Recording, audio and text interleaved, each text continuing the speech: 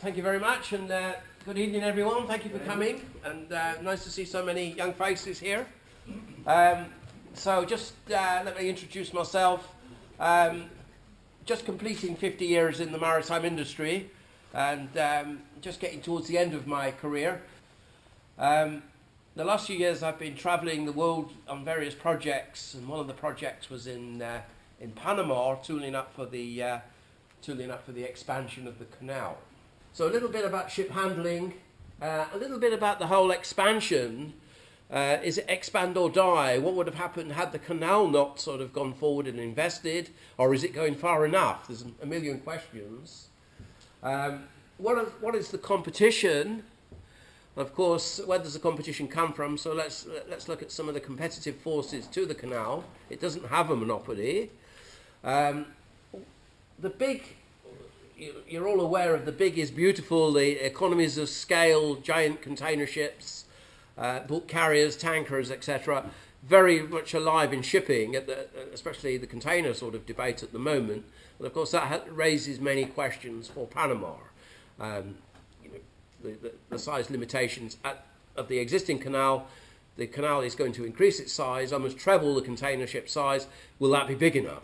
And in the US, one of the major sort of impact areas, I think, of the expansion is the US East Coast ports and how they're tooling up, how they're away. You know, they've certainly come alive to the opportunities of an expanded canal. So here we go. We're expanding. We're going through.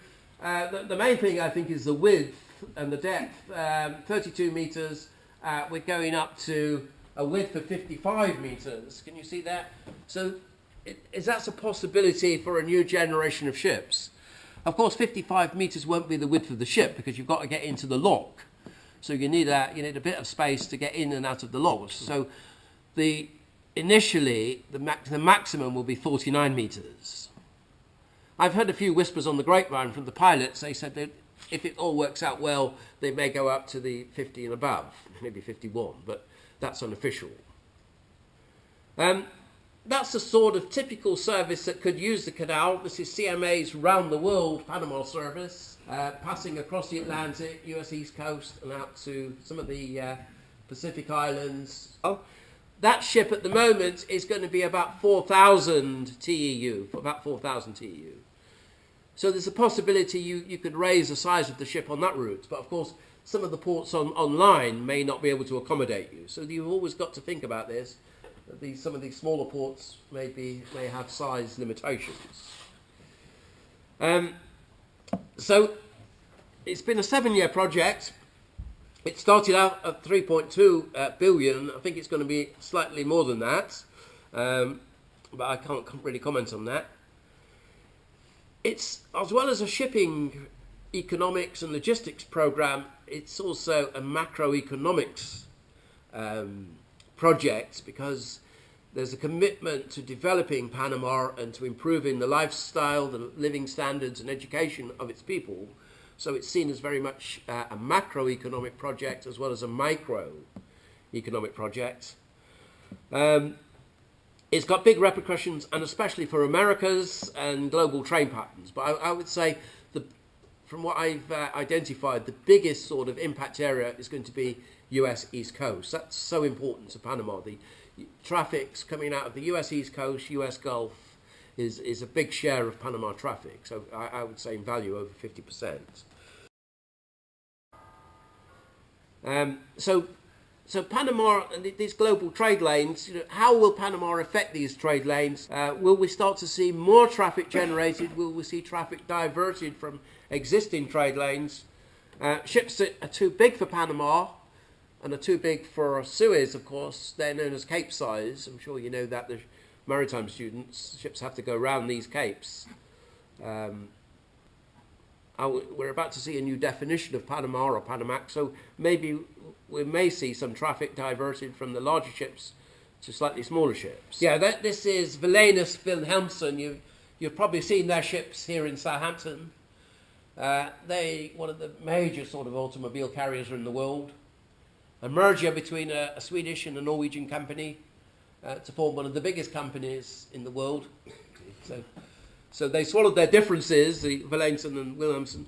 But that's a typical service that would use the canal. And it might be a conjecture to say, will we see bigger car transporters now? Will we have increased width of car transporters? Most of the car transporters, automobile transporters, are built to 32 metres, 32.3 or something like that metres. Will we be able to see 45 or, or something metre ships? I said there was something about the ship handling that might be of interest. Here we've got a nice little reefer ship. I think, where was she going now? She was going down the west coast of South America to load something like bananas. This is a refrigerated ship. And she's coming into the locks. There are tugboats available for the bigger ships, and I think there was probably a tugboat on the stern of this. But the system at the moment is, can you see these guys down here? So throw a line down, a heaving line, make sure you've got a safety helmet on, yeah? And they catch the line and they row to the shore, the guys here on the lock edge and throw the rope out and then get out of the way quick. You know? That's the existing system.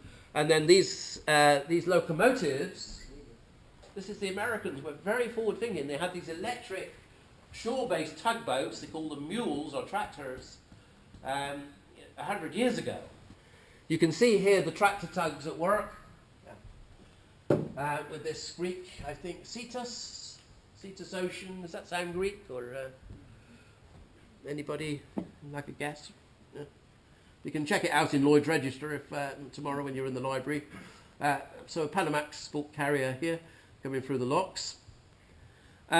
This system for the new locks will not work because they've done their maths. The Americans would say done the math to calculate, could you have tractor mules big enough for a 12,000 TEU ship or a 120,000 ton bulk carrier? A current Panamax bulk carrier is 60 or 70,000 deadweight. It's going to increase virtually double. And when they did the maths, they found that the weight on these wires would drag these off. Even stronger ones than these bigger ones would drag them into the dock or into the lock. So they have to have a new system, which is involving quite a bit of training. In the new system, tugboats will be attached, will take the ships into the locks. The tugboats will remain attached for most of the voyage, in fact. So that requires quite you've got 100 years of tradition of docking and undocking one way, and now we're going to switch to a new system. So that requires a lot of rethinking, retraining, and a lot of simulation. There's simulated models of this. Some of the competition, now what Panama would like to see is more traffic coming through the canal and coming up to the east coast, container traffic, up to New York and Baltimore and such, Charleston, Philadelphia's and Baltimore's. But part of the competition, of course, is with the west coast, so Los Angeles, Long Beach, Seattle, Vancouver in Canada. And of course, one attraction, of course, is you can come into these west coast ports and use a railroad system, the land bridge, to cross America. So this university in New York, the Hampshire University, have done some preparation on this, and they were looking at Singapore to New York via Panama 36 days. But if you use the land bridge, come into a west coast port, the box can be in New York in 19 days, you see. So that's the sort of time frame that, or time penalty or obstacle that Panama would face. So you can see there is quite heavy competition there.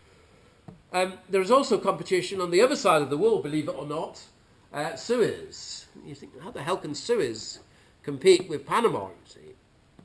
It's in the wrong geography of the world. But if you think about some of the distances in the world, from Chinese ports to the US East Coast, the distances aren't there's not much difference. They're all 11,000 something miles.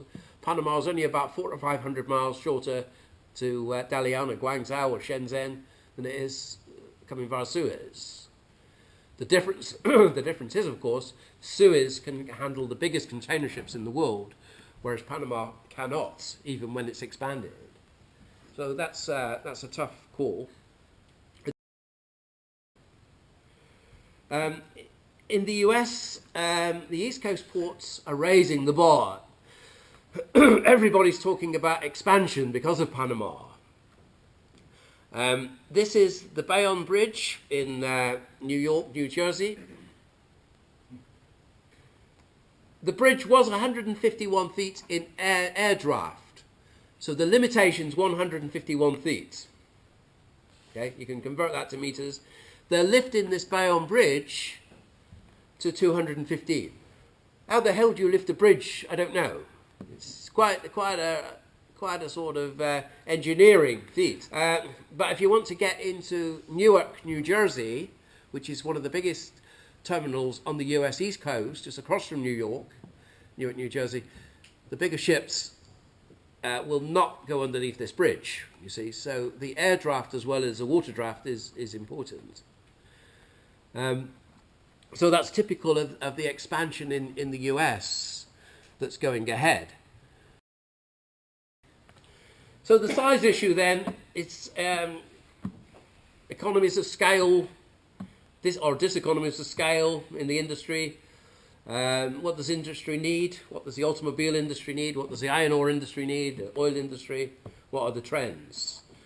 The question is, will 49 meters, will it be enough? And this is the killer question for Panama. Have they gone far enough? Well, when you think of ships like this Vale Max, 400,000 ton, very large ore carrier, width 67 meters. So you can see in the world there are some developments that are outside of Panama's consideration. One solution, though, is maybe we could have a bulk carrier, a new Panamax bulk carrier, which could take about 130,000 tons through the canal. The ship would have extra capacity. It's not fully loaded, and when it gets through to the Atlantic side or the Pacific side, maybe it will be able to top up and load even deeper. So this is the sort of ship-to-ship transfer. So maybe the ship can load to about 60% of its capacity, and then 60 or 70% of its capacity, and then you could top the ship up, see, to load more coal or iron ore. This is Oldendorf, a German company who specialises in this technology. So the top-off sort of operations is a feasibility. But of course it's a cost factor. This is an MSC ship, the Daniela, built in 2008. Even in 2008, she's too big for the new Panama. She's 51 meters. Or Emma Maersk, 56 meters. Emma Maersk was one of the biggest, was the biggest ship in the world. However, there is some good news. This is Hapag-Lloyd's ship, Hamburg Express, and she's a 48 meter ship, 2012. So this is a regular into Southampton. She's a 12,000 TEU ship. Now you're thinking, why are Hapag-Lloyd building a 12,000 TEU ship when the bigger players, the Chinese, Maersk and CMA, MSC, they're building 18, 19, 20,000 TEU.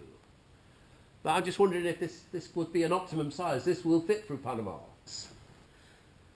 This is LNG, and of course,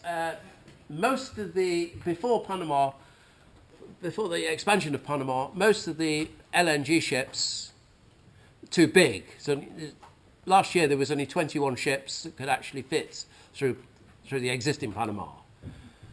When the new Panama comes on stream, of course, that will increase to about 300 and nearly 400.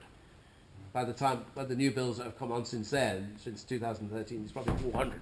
So a lot of LNG traffic has a possibility of coming through Panama. So LNG looks like one of the growth areas of shipping.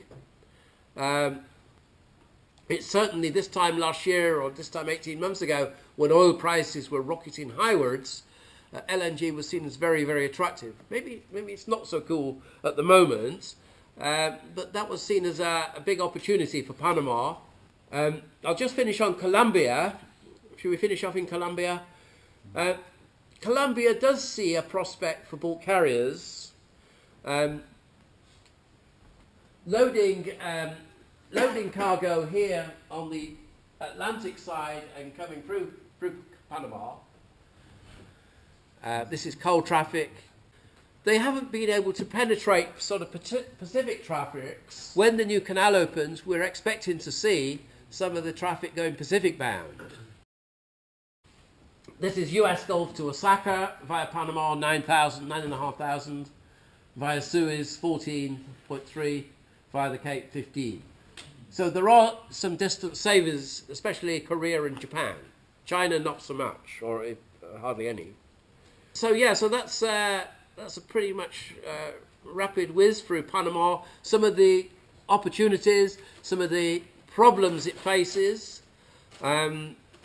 It's quite exciting, I think, because it's a major paradigm sort of effect on world shipping. How far it will, what the implications will be, we have to see. But so it's quite exciting. But you can bet your life when that first big ship goes through, the first 48 or 49 metre ship goes through, the nerves will be slightly, the hairs at the back of the neck will be, especially for the pilots and the tugboats and of course the people leading the projects will be having a little bit of a stiff, one or two Panamanian brandies or something afterwards to celebrate, we hope. But it's a major sort of a major departure. Okay, I think we'll leave that there.